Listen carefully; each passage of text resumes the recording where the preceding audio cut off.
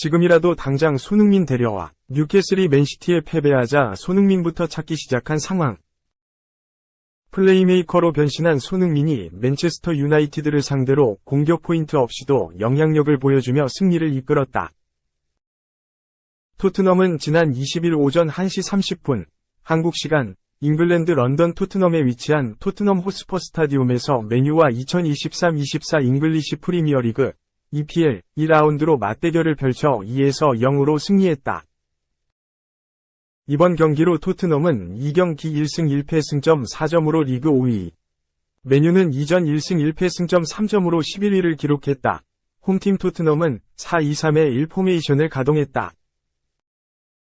최전방에 히샬리송, 2선에 손흥민, C, 제임스 매디슨, 쿨루셉스키, 3선은 마타르사르, 비수마에 이어 백사는 우도지, 크리스티안 로메로, 반더 벤, 포로가 출전했다. 골문은 비카리오가 지켰다.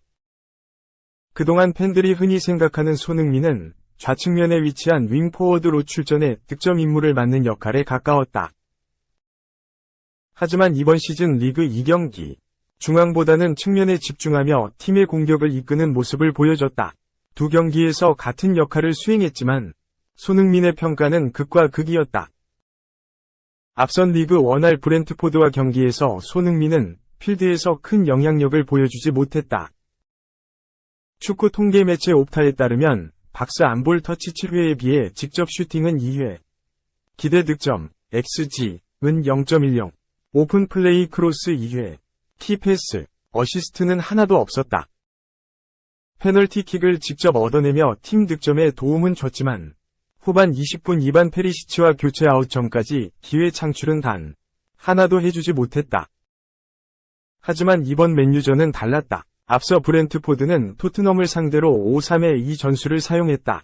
수비에만 5명을 배치하며 라인을 내려 공간을 허용하지 않겠다는 의지를 보였다. 수적 우위와 내려앉은 수비에 손흥민의 활약은 힘든 건 충분히 힘들 수 있었다. 반대로 토트넘과 같은 4-2-3의 1 포메이션을 가동한 맨유는 측면 완 비사카와 루크쇼를 적극적으로 공격에 가담시켰다. 그 결과 손흥민이에게 측면 침투 공간이 생겼다. 경기 초반 주도권은 맨유가 잡고 공격했지만 위기는 잘 넘겼고 전반 중반 토트넘도 조금씩 주도권을 찾아오며 역습했다. 그 중심에 손흥민이 있었다. 전반 25분 비수마의 스루패스를 받은 손흥민이 측면에서 주특기, 스프린트로 완 비사카를 제치고 돌파했다. 이후 중원에 위치한 사르에게 공을 넘겼고 이후 쿨루셉스키가 슈팅까지 연결했다. 또 전반 40분 뒤 공간으로 침투하는 손흥민에게 한 번의 로빙 패스가 넘어왔고 공을 잡은 손흥민이 포로에게 내줬다. 포로가 슈팅까지 시도해 골대를 강타했다. 위와 같이 맨유의 빈 공간을 공략하며 조금씩 주도권을 가져오던 토트넘은 후반 4분 선취골을 넣어 리드를 잡았다. 이후 후반 25분 히샬리송이 페리치시와 교체 아웃됐고 측면에 있던 손흥민은 최전방으로 올라갔다. 톱으로 포지션을 변경한 이후에도 우측면 쿨루셉스키와 2선 선수들과 꾸준히 짧은 패스를 주고받으면서 측면과 중원에서 모두 활약했고 상대 자책골이 터진 후반 38분에도 최전방에서 밑으로 내려오며 공격에 가담했다. 무득점 공격수, 기회 창출 플러스 드리블 플러스 공격 지역 패스 성공 1위. 이번 맨유전에서 손흥민은 0.13위 득점 기대치를 받았다. 지난 원할과 큰 차이가 없지만 진짜는 득점이 아닌 그 외의 모든 것이다. 축구 통계 품업에 따르면 손흥민은 이번 경기에서 공격 지역 패스를 총 20번 성공함과 동시에 4번이 기회 창출을 만들었다. 20번이 지역 패스는 양팀 통틀어 최다 성공이며 기회 창출 브루노 페르난데스와 함께 공동 1위다. 또 턴오버 0회로 손흥민이 공격에 관여하면 상대에게 공격권을 뺏기는 상황이 없었다. 지난 원할에서 라인을 내려 공간을 차단해 기회 창출에 실패했지만 라인을 올려 공격에 집중한 맨유를 상대로는 4번이나 성공했다. 이어 5번 시도한 드리블 중 3번을 성공해 60% 드리블 성공률을 보여줬으며 이 또한 양팀 통틀어 가장 높은 성공 확률이었다. 빠른 스피드를 주력으로 상대의 빈틈을 파괴하는 손흥민의 장점이 다시 한번 증명됨과 동시에 짧은 패스로 주고받는 그의 플레이메이킹 가능성을 확인할 수 있었다. 토트넘은 최근 맨유와 5번이 맞대결에서 1무 4패로 승리가 없었고 역대 전적 또한 이번 경기 전까지 159전 40승 35무 84패 승률 25.2%로 확실히 열세였다. 마지막 승리는 지난 2020에서 21시즌 리그 4할 6에서 1였다. 그 당시 손흥민은 LW로 출전해 2골 1도움을 기록하며 득점으로 맨유를 격파했지만 이번에는 득점이 아닌 플레이메이커로서 3년 만에 맨유를 무너뜨렸다. 손흥민은 2015에서 16시즌 독일 바이언 공사 레버쿠젠에서 3천만 유로, 약 408억 원, 위 이적료로 토트넘에 합류했다. 이후 2021-22 EPL 득점왕, 2018-19 유럽클럽 대항전 챔피언스리그 준우승 등 달성했고 올 시즌 휘고 요리스의 뒤를 이어 구단 주장으로 선임됐다. 경기 후 손흥민은 과거부터 공격수, 오른쪽 윙, 공격형 미드필더에서 뛰어봐서 어떻게 플레이해야 하는지 알고 있고 항상 어떤 플레이가 도움될지 생각한다. 또 어떤 플레이가 팀에 도움이 될까 생각한다. 라고 말하며 팀을 위해 헌신하는 주장의 모습을 보여줬다. 2. 대반전, 대충격, 레알 마드리드, 9월 1일 음바페와 계약할 수 있다. 대반전이다. 충격적인 일이 일어날 수 있다는 소식이다. 파리 생제르맹, PSG, 위 에이스, 킬리안 음바페가 오는 9월 1일 레알 마드리드 유니폼을 입을 수 있다는 전망이다. 9월 1일은 유럽 여름 이적 시장 마감일이다. 즉 이적 시장 마감일에 음바페 레알 마드리드행이 확정될 수 있다는 의미다. 음바페는 올 시즌이 시작되기 전부터 PSG와 불화를 겪었다. 다음 시즌 계약이 종료되는 음바페는 PSG의 재계약을 거부했다.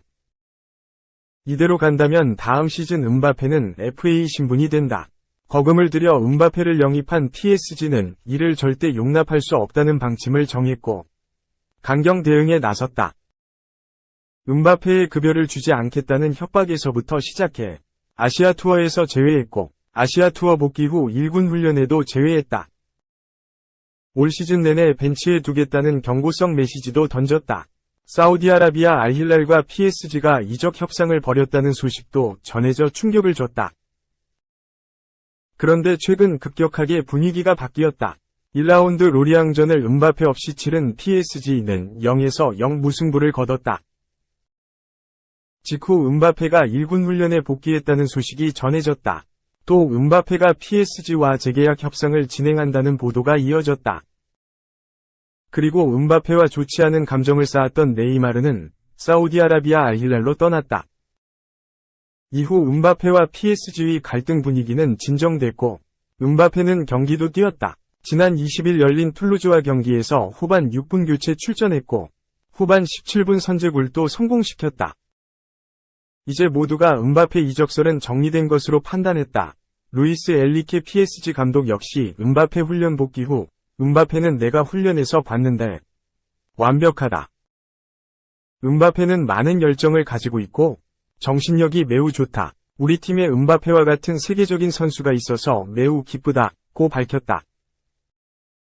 하지만 아직 불씨가 남아있다. 음바페가 PSG를 떠난다면 이적할 수 있는 가장 유력한 팀 레알 마드리드 변수가 여전히 존재한다.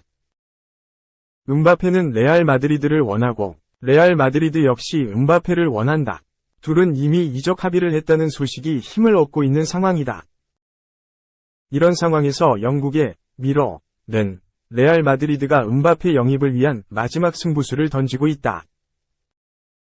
PSG와 음바페가 해결책에 도달하는 것처럼 보이지만 스페인 거함 레알 마드리드가 음바페 영입 계획을 세우는 것을 막지는 못했다. 음바페 이적설은 끝나지 않았다고 보도했다. 이어 레알 마드리드는 여름 이적 시장 막임일에 음바페와 계약하려는 대담한 계획을 세우고 있다.